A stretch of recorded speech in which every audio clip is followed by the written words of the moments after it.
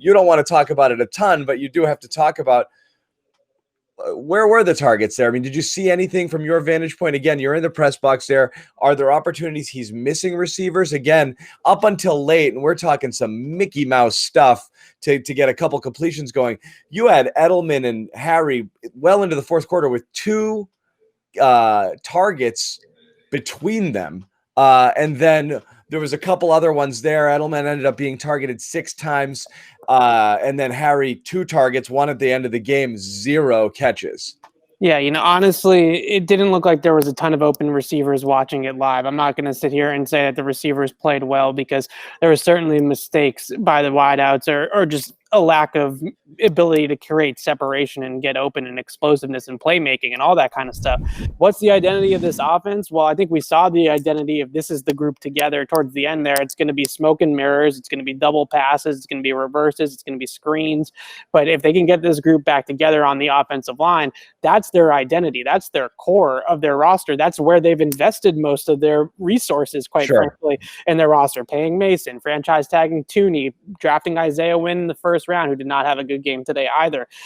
You put all those types of things together, that's where their identity is. That's where their strength is offensively. If they can't run the ball and they can't protect the quarterback, this offense stinks. It's that simple. They stink if they can't do those 2 things. And even if they can do those things, again, whether they're good enough still remains in question. And again, this whole week, and you're right. I mean, Evan, I know this is your least favorite thing to do, but it's all going to be about, I need a receiver. It's not about that, though. It really isn't. It isn't now. It isn't today, but it might be tomorrow. That's the thing. Today, I think the biggest thing is, though, is that the reason why I really, truly feel like it's not about the receivers is because when you look at sort of the way that this team is built right now, they can win football games consistently by leaning on that offensive line on that side of the ball and keeping teams out of the end zone defensively like they did today. They gave up 18 points on defense. They should win this game 10 times out of 10 if you're only going to give up 18 points on D.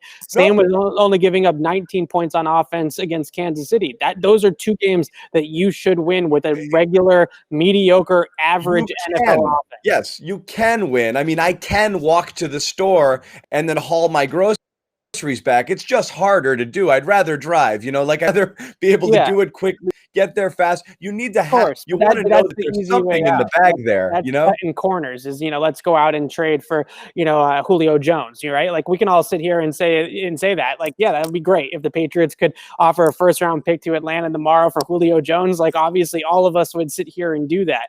The issue is that most likely the guys that they're going to be able to acquire on the trade market are going to be the Mohamed Sanus of the world, not the Julio Joneses of the world. And that's why they're available. What's wrong with that? Right? What's wrong with that is that guy couldn't play for them either. So I think the biggest thing is that this team is built. What we saw in Seattle was start with bully ball. Seattle really committed to stopping bully ball and then vertical passing off of the bully ball action, right? That's the biggest thing about this team, I really think, is that they can be sort of a vertical downfield passing game if they have that base, that foundation of a running game. And today they just couldn't block anybody. And no matter what level of football you play at, we're going to talk about the tight ends. We're going to talk about the wide receivers. If you can't block anybody offensively, then you're not going to move the football, regardless of, you could have Randy Moss out there. And if you block like you did today, you're going to have trouble moving the ball. No, there's no doubt about it. It starts with that. The question just is, when you do that, when you fix that, is the other thing there or not there? And I think people will question whether the other thing is there. So even when you fix it and you have bully ball at your disposal and you can block for Newton and you can play the way that this team has to play because of their lack of weapons, yes, they can win. But again, as you said, it's against the direction the league is going. It doesn't match the analytics. It's not the way you want to play. It's the way you have to play. So if everything is perfect, then they have to play this way because they have no choice, because they really don't have much of an option, I don't think, anywhere else. So the question that's such a great spin way of looking at it, right? They have to run for 200 yards a game because they can't move the ball anywhere else. I mean, if they're running for that kind of efficiency and with those kind of production, I mean, who cares how if they run it or throw it at that point? If you're doing that, right? Yeah. Which they have in their 2 wins against Miami and the Raiders. They ran for over 200 yards and they controlled the game on offense with at the line of scrimmage, and it opens up everything else. I think the frustration really stems from that people watch these games and they see the ball, Cam kind of standing there in the pocket with no place to go with the football, and he's kind of just patting the ball, and you're like, well, what's he doing? And obviously those instances is when there's nobody open. But I think a big part of the reason why they get into those situations today was because on first down, especially, they couldn't run the football. So they're behind the chains every single time. You run it for 2 yards on first down and you're in 2nd and 8, and you're in 3rd and 6. And now all of a sudden you're in all passing situations where they do need to spread you out and they do need to get something out of Cam Newton. Again. It's just not the way that they can. That's not the way that this Patriots team can play and consistently win games. Correct. But again, it's not fans wanting this to happen. The team, dating back to last year, recognizing 100% that they lacked weapons, went out, drafted Harry, traded for Sanu, tried to bring in Antonio Brown. It's crazy how hard they everywhere. And so recognizing that they were in dire need and going all out for pass catchers last year, struck out completely. And here's where they are now with it. So the team itself recognizes this is an issue. And now we've yet to see the Harry year 2 development.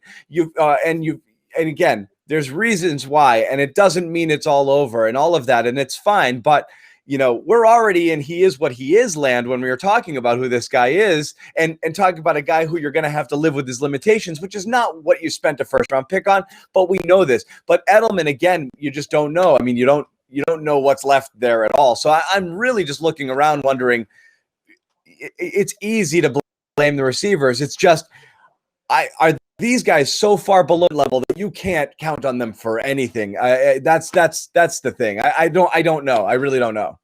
I think what's amazing about what you just said is how much they have really tried to bring in skill positions and players. And I don't know, it's a longer sort of form answer to get into. Is it talent evaluation? Is it just bad luck? What's the issue here with them evaluating receiver talent? But they've drafted 2 tight ends in the 3rd round. They've drafted a receiver in the 1st round. They've traded a 2nd round pick for Mohamed Sanu.